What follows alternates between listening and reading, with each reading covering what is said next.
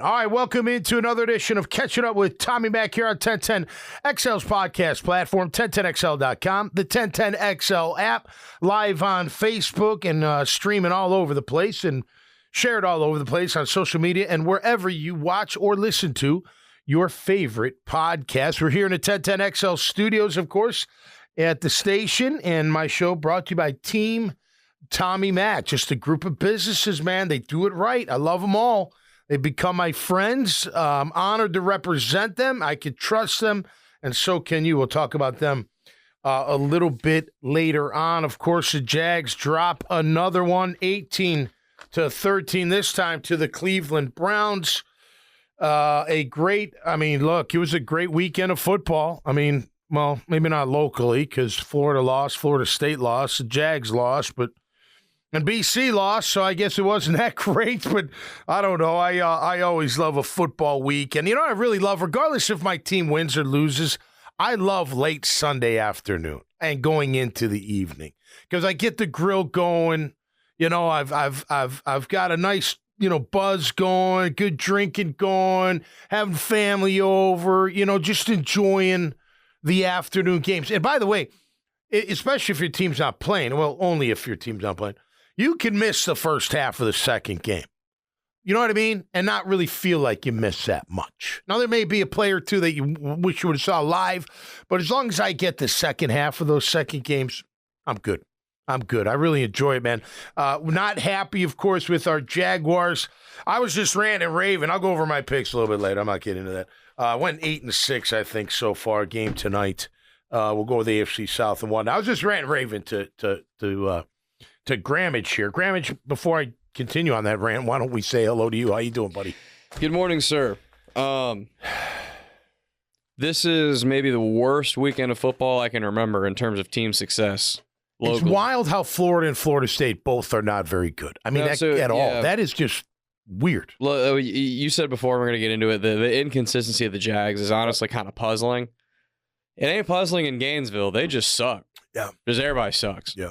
Florida State, I think it's the quarterback mostly. Yep. That quarterback's the worst quarterback in the Power 4. He's not good. I agree. I didn't like him against BC. I didn't think he was way too inconsistent. Florida, they're consistent, man.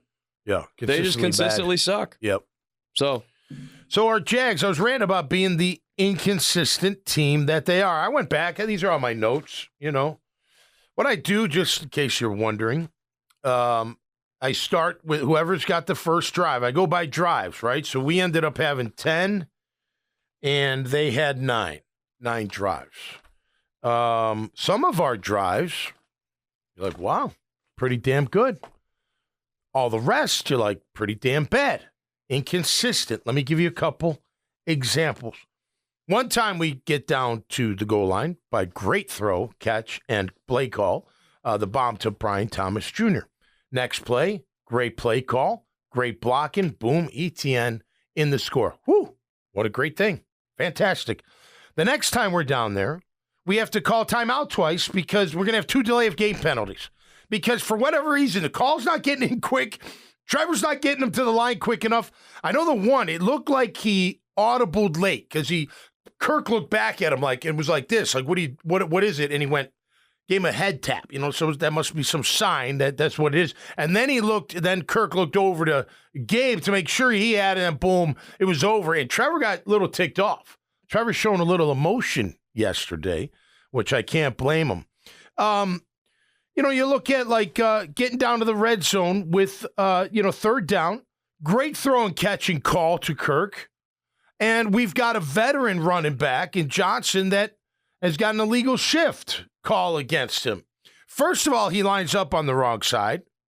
And one thing, look, if I got to nitpick and be, nitpicky, I'd like to see Trevor yell at him more like, get your, what ass over there. Don't lollygag. Let's go get over there. And then he doesn't get set. He's supposed to start in that 3. It was like a triangle almost, and then motion. But he's late getting over there, so then he goes over there. Then he stutter steps. Now, can the quarterback wait for him? I don't know. I'd have to look back at the play clock. Maybe it was going down. Nonetheless, you get that, Grammage. We're up 17-16. And a great comeback when, to be honest with you, we didn't deserve to even be in the game. We were so bad. In the first half, anyway, first quarter was, well, they had a 17-play drive. Defense, horrendous, opening drive, 16, 17 plays. Against an offense that has not looked good. Listen, Deshaun Watson's a very talented athlete and individual. There's no doubt. I'm not going to say quarterback yet, but he played pretty darn well yesterday. He could throw on the run. He got out of dodge. He made some good plays. But I got to give the guy credit. We pressured him some. It wasn't like he had all day to throw. I wouldn't say that at all. But, look, that first drive really hurt. That was a long one, man. And then your team goes 3 and out. After that, your offense goes 3 and out. And then they get another drive to go up 10-0. I mean, that's no joke right there for a defense. You know why? Because you don't practice that. You never practice a long drive in practice. You practice 4 or 5 plays, then you switch. You're never doing a 10, 12, whatever play, type drive. The quarterback's inconsistent. Sometimes he looks fantastic. Other times he doesn't. He threw an out route to Brian Thomas Jr. That was early. And he's lucky. He was low and inside. I wrote it down. He's lucky that was not pick 6. The Browns DB just missed the ball. I know those plays happen. I'm not saying that, but man, he knows he's got to be high and outside on that out route. Then he makes great throws, like the one to Kirk, like the one to Brian Thomas Jr. There were a couple others. You look at ETN, had some great runs. Some called back, but some great runs, and other times not there. It's just the inconsistency of this team, once again, hurts you. And you can't put it together a 4-quarter game. It's wild, Grammage. Last week, I was like, close game, after the game. Then I watch the tape, and I'm ticked off about how bad they should have won that game and could have won that game, although attention to detail sucked. This week, I felt like when I left, I was like, gosh, did they blow it? Like, what the, And then I went back and watched the tape. I'm like, even though they play like crap, man, they were right there to win the game. So I don't feel as bad, but I'm still ticked off because it's attention to detail stuff. He's starting off drives, Cam missing a block. I mean, granted, Jared is unbelievable. I mean, the guy is just an incredible defensive end. He was tough. He was very tough. Anton got blown up a little bit. I thought Sheriff played fine. Morse played fine. Ezra got blown up a little bit. It's just inconsistent. So what does that tell you? At least to me, what does it tell me? They might be a little immature as a group. I'm not saying all of them, because some guys played great games. They did. Hines Allen was a menace. He was trying his ass off, and he made some plays. Hamilton made some plays. Aluakin. By the way, why are we switching the backers out? I don't like that. And I don't. They can't be tired. They shouldn't be tired. That call on Lloyd was bullshit. Gosh, darn it, was that crap. That was a terrible That was call. one step, and he didn't even hit his head. Like, no way, man. The second, no way. The second roughing the passer that Antonio Johnson got, that was warranted. That was it. That was roughing the passer. It was way late. Oh my gosh. It was way late. It was stupid. Yeah. That was clearly a frustration push because Deshaun made a miss earlier in the play. He did. And it was clearly a pissed off. I'm losing my head.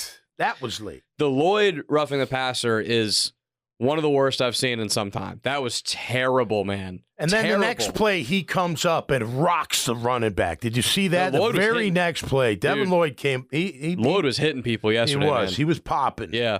But one of the better games he's played, I think. I don't know why they're taking him out. I don't either. I wonder weird. What it is. I know I hear he likes Muma, and they like Miller, but enough to take your two of your best, maybe not the two best, but two of your best players out of the game? Aluakin, unless he gets hurt or something, should never leave the field. No, and he's phenomenal. Yeah. Lloyd's had times in the past where he's had mental lapses and whatnot, and maybe you take him out in those circumstances to coach him up and whatever.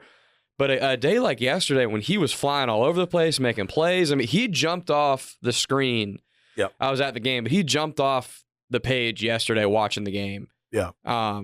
Multiple times, doubt. man. Devin Lloyd, that roughing was BS. Total. And outside of that being a negative play, he was blowing people up yesterday. Aggressive, fast, getting there. He and that shouldn't have been a penalty. Should not. He was doing what he was supposed to do. And he kind of like when he went at, he did duck his head, but his head did not hit him. No. His shoulder hit him. Yes. BS call, man. Total, man. That was tough. And then Trevor gets rocked later in the game with a Browns DB. I thought his that head. was, Jefferson. Was it Jefferson? Somebody hit him really good. I thought that was pretty clean. No, but if you're going to call the Lloyd call, you got to call that. You should have called that one, yeah. Although that was less than a step, I think. And his was only a step. I went back a bunch of times. I'm like, man, I can see if it was a step, then you hit him, but a step and hit. So here's my problem. Here's my problem with it. Lloyd's call, and you said it. Lloyd got that call because he ducked his head. I think that is why they called it, because his head's low and he's hitting him with his head down, crown of the helmet, whatever. When Trevor got hit, Browns player ducks his head, crown of Browns player's helmet hits Trevor's face mask. Oh, did it? I didn't notice that. Yes. So you're talking. Okay. So it was a helmet to helmet? It's ticky-tack, but it was technically helmet to helmet. And you can't call the game ticky-tack on one side and not call it the other way. In a perfect world, neither of those get called. We're just playing football. Yep. Quarterbacks can get hit. They're football players. But if you're going to call one of those, you need to be consistent. And the refs were not consistent, in my opinion, in that instance. Yeah, if he got hit in the face, that should have been a call. I should have gone back. I don't know if they saw that on the TV, if they rewound that hit. They showed the replay in the stadium, and you could see. I don't know again, if they did on TV. Ticky-tack, not a lot. No, I get it. But I thought it was a good hit. Listen, I think you should be able to hit quarterbacks like that. Correct. Quarterbacks are football players, bro. You got to be able to hit them. They're football players. Third quarter, we come out 3 and out. Then we go 3 and out. Then they get a drive for a field goal. Our sixth drive, pretty good. Strange, we went to Strange 3 times. Here's a question. This is, again, tic-tacky. On the 7 route, I've seen it a few times. Kirk's done it, and Strange did it yesterday. So a 7 route is they go up vertical, and they go 45 degrees to the outside, to the sideline typically. It's a corner route. It's a corner route. Yeah, they call it 7 corner. So Strange did it, and Kirk's done it before. So instead of he runs the 7, so say I cut on the 7, say I'm going this way, and I cut on the 7, I want the ball here so I could take it upfield. Hit me in stride. Both of them, you turned your eyes off me, Grandma. Sorry. I need you to see this. So both of them, including Strange yesterday, runs his 7. He's running his 7. He turns back to catch the ball. Yeah. So is the ball in the wrong spot as I'm getting? Again, it's tic-tacky, but those little things, because you go back and watch that 7 route where, great catch, the throw was on him. So I'm not saying it was a bad throw, but if he put it out in front of him a little bit, let him catch it in stride, he might have had a chance to turn it up for a big score. But that was a good positive play. Well, it's the principle of that. Even if that play, he catches it in stride and then gets pushed out of bounds or whatever, generally speaking, on slants, on crossers or whatever, hit him in stride. That couple of foot difference, hitting him in stride versus making him adjust, that can be a difference between turn up field, 50, 60-yard touchdown or getting tackled right there. Hitting Brian Thomas in stride was incredible. That was a great throw. That was one of the best throws. That was a great throw. So, I mean, I know he's got, again, it's just got to be more consistent. By the way, I know we're 0-2, and I know what the stats say, but I don't really give a crap about that. I don't. You got to climb back. Now, you got at Buffalo, you got at Houston. Houston had a tough one last night. Bears defense is pretty good. You got to give them credit. Houston defense is really good. That's going to be an interesting one. We got to take care of Buffalo. I know we'll get to that later in the week. I don't think they're going to beat Buffalo, but anything can happen. We didn't think they'd beat them last year in London. They got the job done. So we'll just wait till we get closer. 0-2 is not good. It's not favorable. We know the stats, but I don't always care about those. No, you may not win your division. You may not. But you still have a chance to right the ship and vie for, like a wild card. So there's no panic. And again, here we are again. Like last year, we were 1-2. Then we went on that run. But week after week after week, we kept saying, man, wait till they put it all together. Wait till they pull it all together. You remember? I mean, the offense would put it together one week. Defense wouldn't be that good. Then the defense would be unbelievable. Offense would struggle. But they're still winning. And we're still going, man, wait till they put it together. Remember week 1, they put up 31 up in Indy. And we still said, well, that was kind of a clunky 31. Wait till they really put it together. They never really put it together. So I'm back at it again. I'm not a silver lining kind of guy, but if they could get more damn consistency out of these players and play calling, I think you got something here. You got a team. Now, I said something last night with Gus Logue. Now, I don't know if I believe it, but I could kind of see it. I said, maybe we should consider building our offense around number 7. And I don't mean the full offense. And this is what I don't get. And you know what? Play call, this whole thing, who calls? I don't really give a crap who calls the plays, but why? Whoever it is, why are you waiting until late third quarter to take that shot? Why are you waiting so long? Why are you waiting so long to get that kid one-on-one and just to test him? What's your worst case? Incomplete. But what after that? A PI, right? That should be once a quarter, I think. No crossing route. You got to get that kid. Nobody's going to be able to tail him or tail him, whatever you want to call it. They're not going to be able to. It's too fast. Where was Kirk yesterday? Where's Captain Kirk? I'm thinking about, do we need to file a missing persons report? Well, last week it was Ingram. Where was Ingram? This week it's Kirk. Well, Ingram's out. Hammy. I don't want to speculate. I don't know how you pull a hammy in warm-ups, but you do. They miss him. He's a big playmaker for Trevor. But Kirk disappears yesterday. Gabe was there. Look, and I know sometimes pressure causes it, but it's like with Trev. When Trev steps into his throws, they're great. He's been on this thrown off my back foot kind of thing immediately when I get pressure. Go watch him. He did it about 4 times yesterday. It's either sailing or it's not in the right spot.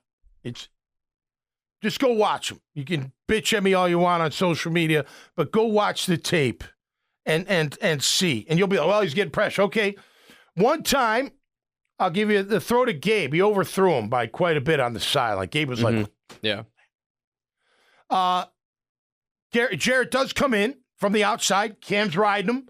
He's kind of near his feet, but I think Trevor senses him there and doesn't step into the throw at all. Barely does. He takes kind of a half step. So he didn't throw off his back foot that time, but he didn't fully throw his whole body into the throw. And when he doesn't do that, I'm telling you, he sails it. I think he must let it go at a higher angle or something.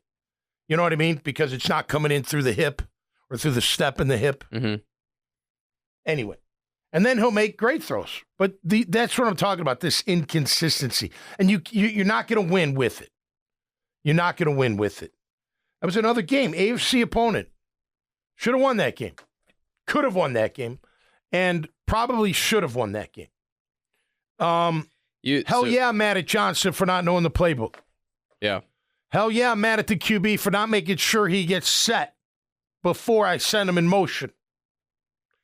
I know you can say, well, I agree. It's Johnson's responsibility, but the quarterback's got to make sure that he knows that, okay, he's going to be late getting over there. I got to make sure he's set before he motions.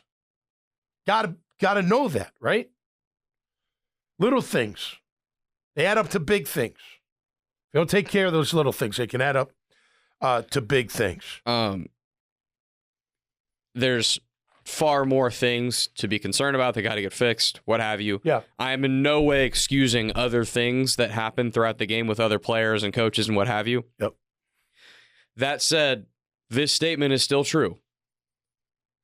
There are 2 plays so far between the 2 games that if these 2 plays go differently, they are 2-0.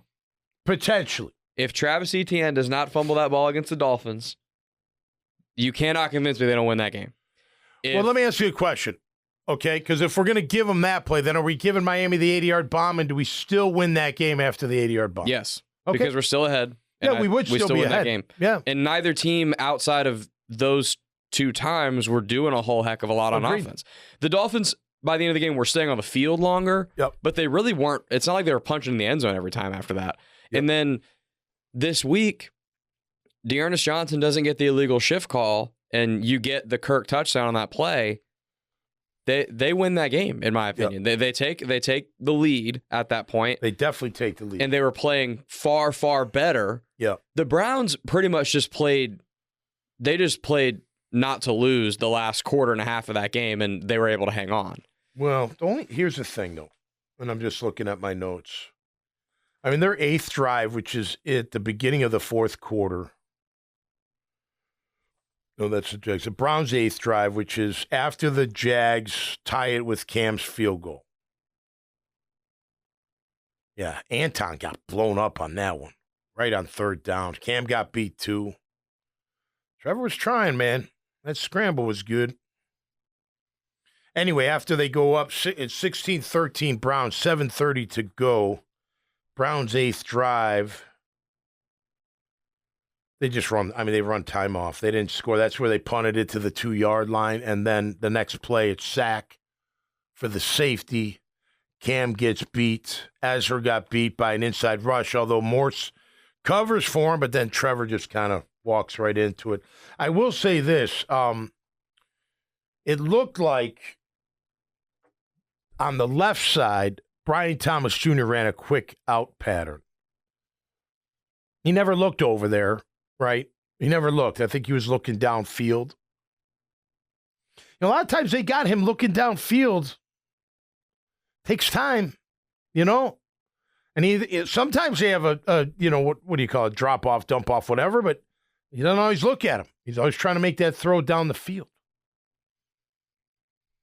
But anyway, it's just one of those games, man. You're going to wish you had that back, and all you can hope is that they get better. You got to put consistency together. I mean, I've said it before. Not knowing your job on every single play is a failure as a professional football player. You got to know. You got to know where you line up. You got to know all about what you're doing. Every single play. Shouldn't be any excuses for that. Yeah, just a damn shame. But again, after watching the tape, I know it sounds crazy because everybody's really mad today. They they were down 16-3 in the 3rd, man. They came back. They had it. And the Kirk, if that's not a penalty, you got the victory. Or, well, I shouldn't say. You go ahead. Our defense was playing pretty darn well, though, overall. I mean, there was some long drives by them, but they bend, don't break kind of deal. What they held them to? 16 points because you can't count the... It's pretty damn good, man. You're doing your job as a defense. That's what I'm saying. This is 2 weeks in a row, bro. Our offense, man. Our offense. Gosh, it was 3rd quarter, and they showed the stats. You're just like, I know. And by the way, okay, maybe I shouldn't say because I don't really want to make enemies anywhere, but no more gimmicky marketing stuff, please. Okay. First of all, the TR on the building looked like it was written in crayon. I'm sorry. It just wasn't that professional. I don't even know what we're doing.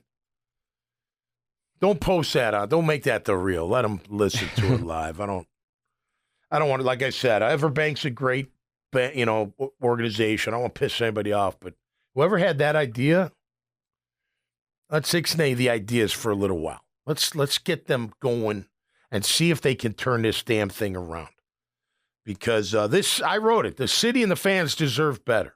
And so do the players and the coaches. Man, I know they want to win. I mean, of course they want to win. It's just these little things that aren't happening, or the things that happen when they shouldn't happen. Little attention to detail, attention to detail, attention to detail. It matters. It matters. All right, we're going to go through the stats, although I got to admit, the stats are really boring. They're boring. Both sides. It's boring overall, but we will get into it. Brought to you by my friends and team at Tommy Mac. You see Carpet Man flooring on my chest. Go check them out. Carpetman.biz, a great website to showcase their 2 great locations here in town. Highest quality at the lowest prices. Chris Lucero's Bail Bonds. Me and Chris are hooking up this afternoon for a little get-together. Say hi. Of course, the number one name in the bail game. Him and his team always ready for you when you need them, whether it's you or family or friend. Hey, man, dark times can happen. He is a shining light when he comes and helps you. 904-822-2245. Put that phone number in your list of contacts. J-Dog Junk Removal and Hauling, veteran-owned and operated. They do it with integrity. They do it with trust. They clean up great. They take care of everything, and they're also in the hauling business. So don't forget, you contractors, home builders, you need a big container outside to load up with your construction debris. Give J-Dog a call. 844-GET-J-DOG, spelled the normal way, if you know what I mean. D-O-G. Azar Sausage and Company, third generation homegrown down home. Some of the best sausage you'll ever have. They're andouille and they're hot are our favorites. We eat them quite often, whether in your favorite dish or in a bun. Azar Sausage is the one. I do my own marketing. Thank you. Salt Air Inn and Suites, a boutique hotel just located 4 blocks off the beach in Atlantic Beach on Atlantic Boulevard. Concierge service, beautiful hotel, great little pool, 4 blocks from the ocean, 2 blocks from all the action right there in Atlantic Beach. Newmark Phoenix Realty Group, my friends over at Phoenix Realty, have been friends with them for over 20 plus years. Industrial, office, commercial, retail, investments, development, you name it. They are the number one commercial real estate outfit here in town and have been for a very long time. Code Ninjas, that is the school after school program for your kids to learn how to code, how to build video games, how to learn about security, all types of technology. Get them a leg up. They've got locations all over Northeast Florida, down at World Golf Village, down in Ponte Vedra, out in Fleming Island, and in Bay Meadows. Make sure you check them out at CodeNinjas.com. Michael Nickus' State Farm Agency, my agent for over 20 years. Give me a chance to be yours. Home and office. He takes care of your home, takes care of your auto, supplemental health, help your family and or your business. No question about that. 777-6888. Family Tradition Specialty Foods, home of Coconut Joe's. Hot sauces. Make sure you check them out at FamilyTraditionsSpecialtyFoods.com. And you'll see their brand new Pineapple Ghost. Very, very tasty and very spicy if you like that. And Freedom Finance, of course. If you're in need of any kind of financial help, you startups, you early stagers out there, call 620-897-7079 for Courtney Myers, as he can be your fractional CFO and get you going on the right track financially. Make sure you're good on forecasts and raising money, all that. Good stuff. Excuse me. Want to thank 1010XL, of course. Make sure you check out TommyMac.net and the Tommy Mac 55 YouTube channel. All right, stats for the game against the Browns. Excuse me. Points, yards per carry, yards per attempt plus percentage, really awful. Third down percentage, fourth down percentage, which was a factor. Sacks and interceptions and turnovers. 0 on the interceptions for both sides. Fourth down, we didn't do any. We didn't go for it at all. They were 3 for 3. Okay, here's another thing that ticks me off. I just got reminded. So I go back and watch the long run by Ford on Jerome the fourth Ford. and inches. Go watch the defensive alignment. They're all to the left, and they're all over center. They're thinking sneak. Go watch it. I mean, all they have to do is seal and nobody can get to them. I mean, it's the alignment's off. Something's off. Something was not right. I would have called timeout and got them realigned because although they probably think it's sneak. I get it. And then it's sneak the other 2 times. So by the way, the second sneak, Jameis kind of stepped back first and then went. Somebody's got to be a kamikaze. You say that today? Kamikaze? Somebody's got to be a kamikaze. Go in there and knock the living crap. Take a shot, man. It's 4th and inches. You got to take a chance. You got to shoot a gap. You got to jump over the pile and try to hit somebody. Somebody's got to do that. Safety backers, somebody, especially with the game on the line. But the one where he went for the long gain down the left sideline, it was misalignment. You're all over to the left. I don't know what the hell you're doing. It was crazy. And they had an offset, number 53, their lineman that they played at fullback. He was to the way they were running. This made no sense. No sense whatsoever. Third down, we were 3 of 9. 33%, not good. Not good. It's just not good enough. Not good enough at all. Browns were 2 of 14. That is great for our defense. 2 of 14 is phenomenal. 1 out of 7, absolutely incredible. If you simplify that down, my simple math is phenomenal. Yards per attempt. This is really awful. We were 5.8 yards per attempt with a 46.7% completion percentage by our quarterback. Do you hear me?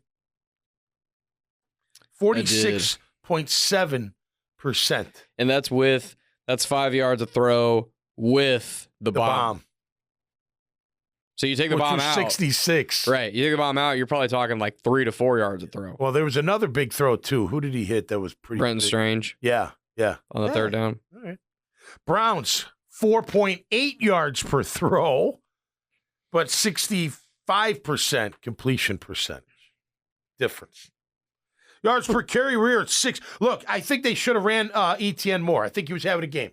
And I still like that outside. Remember last year we were talking about that outside run, Grammage, off tackle, in between the wide receiver and the end of line of scrimmage. There's an alleyway right there. He hit it yesterday on the right side in the second half. Got to give him more opportunities when he's on a roll. And a little bit more in the passing game, you know? He made a great catch on that one low throw. Holy cow, it was like near his toes. It was a great catch, yeah. That was a lot of pressure. He had to get rid of it. I mean, he had nowhere to go. Listen, man, that's part of it. We were at 6 yards per carry. They were at 4.3. Foreman didn't do much damage. Ford had that long run. Other than that, he had a couple here and there, but nothing major. Again, our defense did enough to win the game. I mean, look at that. 16 points and 2 of 14 on third down. Now, fourth down, not good. They had 13 penalties for 100 yards and still beat us. That's pretty bad. This sucks, but hey, it's week 2. So, again, I know it sounds awful because you hear it from the coaches, and I don't like hearing it either. But I'm here to tell you, and I truly believe this, if they could just get more consistent, they'll have a chance every game. You can't be like this. You not against an even decent team. And maybe Cleveland's not that great of a team yet. Their defense is really good. You got to give them that. If Watson gets going, they've got weapons. It's not like they're not, filled with some weapons. And they don't have Chubb. They'll get Chubb back eventually, right? Nick Chubb, the running back. You got to get more consistent. Sense of I know these are all cliches. Sense of urgency, attention to detail, consistency. But they've been around forever because they mean something. I always say cliches are cliches for a reason. For a reason. They're around for a reason because they do mean something, Look, think about this. Professional athlete. I don't care what sport, but we'll talk football. Every single play, every single snap, every single game, every single practice, you should know exactly what you're doing. That's your job. I mean, it's not... If true. What? Big if true. Yeah. Yeah, exactly. I mean, you're no different. You know what I mean? As far as doing what you do. What if you did one thing kind of half-ass? Yeah. Would you be sitting here? No. No. Yeah. Nor would I be. You know what I mean? And I know it's different, but come on, that's like, I don't know. You can't, look, the Kirk touchdown being called back, you call that shooting yourself in the foot. Why? Because Dearness didn't know to line up where he's supposed to line up number 1, and they didn't synchronize the motion before, until he being set first and then do the motion. Attention to detail. Little tiny things. You don't think that's much. Say that happens in practice. No big deal. He lined up on the wrong spot. And it happens in a game. You're like, Cost you 7. Cost you 7. Possibly the game. I guess cost you 4 because you kicked the field goal, but cost you 4. Yep. Cam Little. First time he missed, right? Banging. Bang the, he missed a 60-yarder, but that doesn't, was that preseason? That was preseason. Yeah. Just banged it. Just missed. The safety, terrible. Just terrible. And you know what? You know who they have on the deal. This is where I'll question the play call, right? You're on your own 2. You know what they have, and you send out long routes with not a lot of protection help. Is that really a smart thing to do? No. You know what I mean? No. The whole game, you know what's going on. And that's where you might, take a run at, throwing one guy this way, one guy that way, max protect it, and see what happens. Those kind of plays, that ball's got to be out. You don't have time to wait for a guy to run a 10-yard curl to or give 15-yard out. To give Trevor nothing in terms of quick game on that play is inexcusable. I agree. I mean, it's insane. The only thing you could argue is that ETN was the quick game, but ETN is running a flare out of the backfield. He's still in the end zone. Right. That does nothing for me. No. I need one of the tight ends or like Strange or somebody has to be doing like a 3-4 yards turnaround type, something where I can just get it out quick if I got to. Now, granted, you can't throw it inside, but you throw a quick out, throw a quick slant, something quick. That's the key word in the whole thing. So you give yourself a chance, get a little room. Then if you move it a little, then you can take a little time. And by the way, if anybody's thinking at this point, because I heard people in the stands saying this, Trevor should have thrown it away. If you throw it away in that setting and you get intentional grounding, that's still a safety. By the way, I don't know if he really had time to throw it away. He did not. No, he did not. Those guys.